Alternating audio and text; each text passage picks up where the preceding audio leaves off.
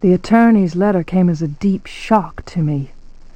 My Uncle Jeremy had died by his own hand. The coroner's report was unequivocal. He hanged himself in the loft. My initial surprise and distress past, I considered the news. It seemed clear that Derceto had exercised a thoroughly morbid influence on my uncle's mind. That creaking old mansion with its unusual tales, its secret library door, the ancient upstairs clock, all those occult books that my uncle could not resist reading in spite of his fragile nerves. Fate had pointed its finger. Derceto had trapped its prey. Mr. McCarthy, the family lawyer, suggested selling the old house. I immediately opposed the idea.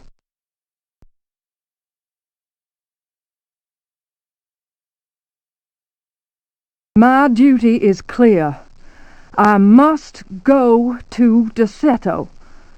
I tremble at the thought of those dark corridors, those brooding portraits. Yet I am convinced that Uncle Jeremy left a note, a letter of some kind, explaining his fateful decision. I remember his voice saying, "Look at the piano, Emily. Look harder. Maybe the secret drawer will yield up an explanation." I have the feeling things will not be so simple. Life is a mystery containing more mysteries. Jeremy taught me that much. Now is the time to confront the mysteries. Derceto is waiting for me.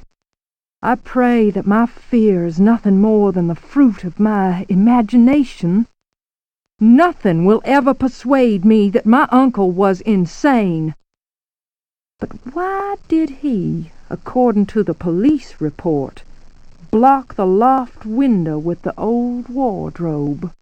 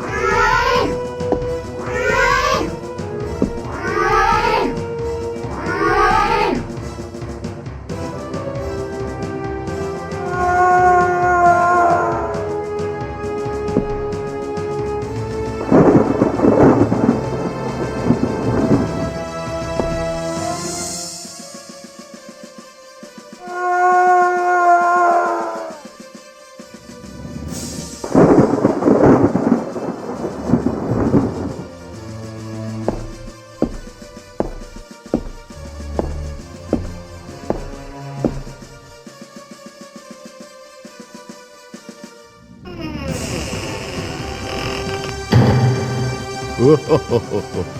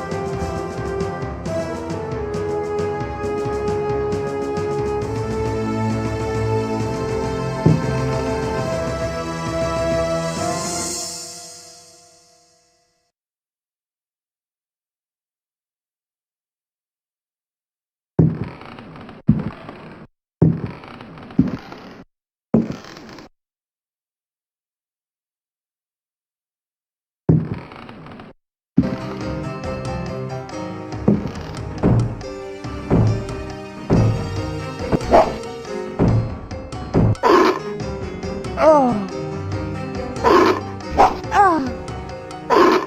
Ah! Ah!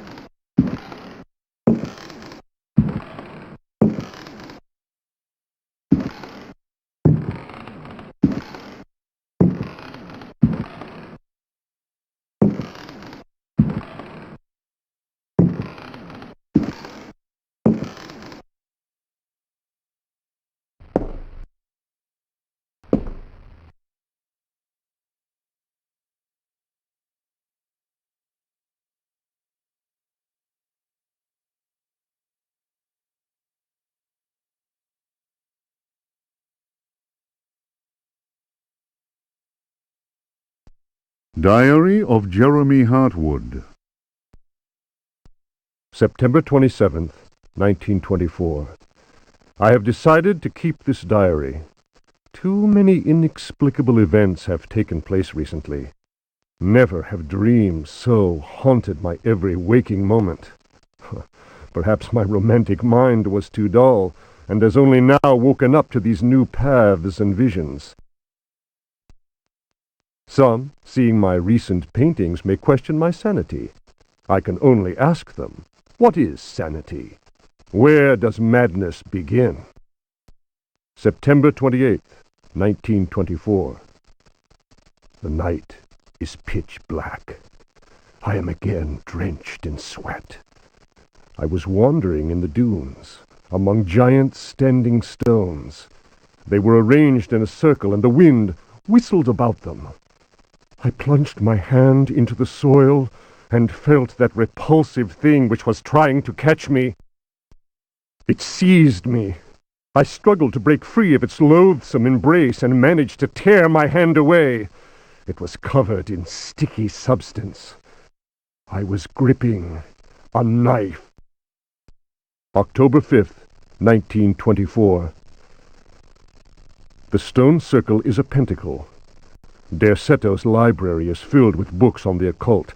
I will study those books until I find some explanation for the dreams.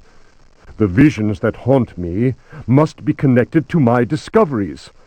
I shall have to undertake a profound exploration of my dreams.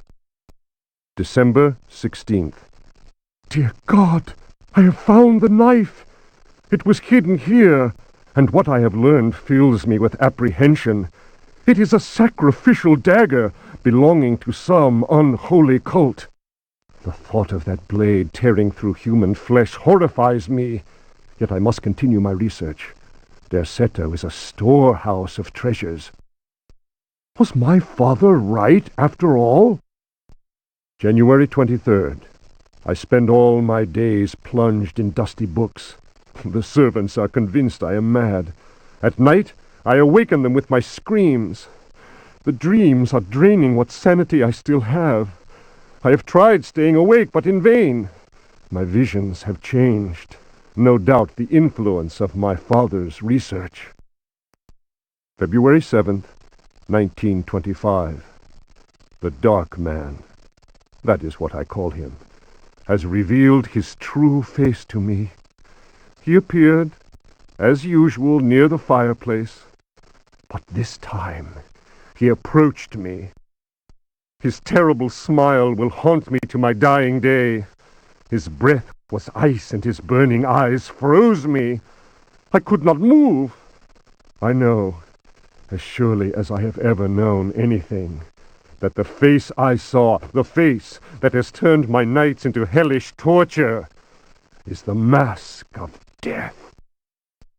March 10th. My exhaustion is beyond description. The endless reading burns my eyes. It seems that pirates frequented the area. Dr. Herbert insists I keep to my bed. I have moved to another bedroom and sleep much better now. The Dark Man has not gone, however. I know it. He will wait for as long as he must. Unless I, Jeremy Hartwood, can find a way to send him back to whatever hell he comes from. March 11th. My poor knowledge of Greek and Latin is a serious handicap to my reading. I have, nevertheless, made a great step forward. I drew the symbol on the floor. He can no longer go there. I want him to understand that I can do the same thing in my bedroom. I can imagine his rage and frustration. Only last night he found his way back into my dreams. March 13th. The translation will seriously dent what money I have left. I cannot paint. My pictures are clearly the work of a lunatic. The collector Thornhill's embarrassed smile was proof of that. March 29th. He has come back. He found the door to my dreams. I am too weary to attempt any defense. I have no strength left to fight, and he knows it. He considers me dead already. Could I possibly? March 30th. How ironic! The cave my father sought for so many years is here, beneath the house. Waits. The butler discovered a crack in the cellar wall. A breeze blows in through it, icy and repugnant. I am filled with horror at the thought of my father dying in this place. I will carry to my grave the vision of his face contorted in the agony of that fatal heart attack. His body was twisted. He had wept. His fingernails were torn and bloody from scrabbling at the floor. Dr. Gray concluded that death had been due to a heart attack. It was Waits, who some time later was informed that my poor father had in fact bitten off his tongue and choked on his own blood. March 31st. I explored the caverns in a dream. The dark man came with me. Strangely, I felt almost well. How can I describe what I saw? No. What words are capable of explaining such evil? I realized that my death was of no interest to him. The dark man wants something else. He seeks a body. His avid servants are now free. I am the cause. It is almost funny. A curse is on Derceto. From the foundations to the very rooftop. I can no longer struggle, let alone eradicate the evil that grips the house. The end is very near. I can feel it. I have taken the decision to... May he who finds this diary pray for my soul.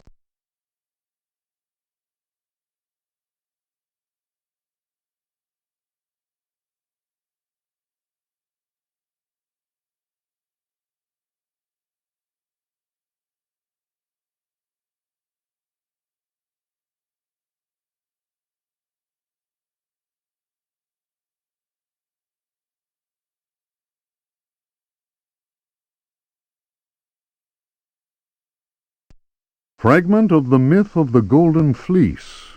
Translation Edouard de Villeban. Hesperides Publications. Then Perseus came across Ichthys, who had been turned into stone. He spoke to his companions and said, "Beware of the Medusa. He who looks into their eyes is doomed to the same fate as that which befell poor Ichthys, and will never more set eyes on Seriphos." "Must we go blindfolded?" asked Eumolpus.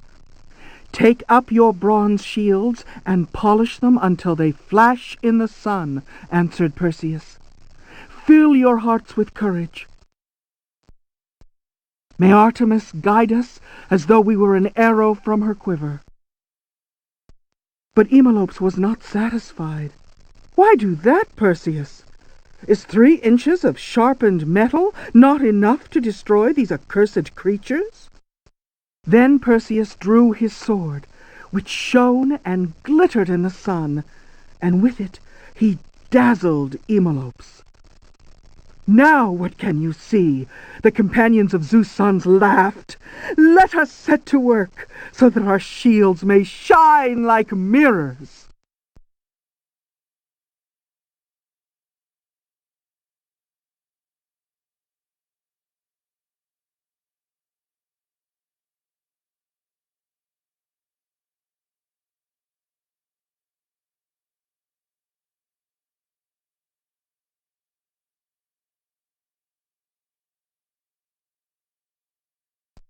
They are coming!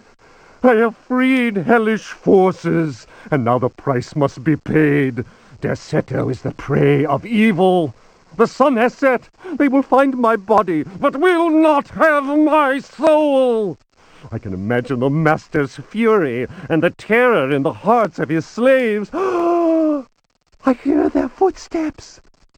Some may understand what I have done. May God forgive me. Farewell, Jeremy Hartwood.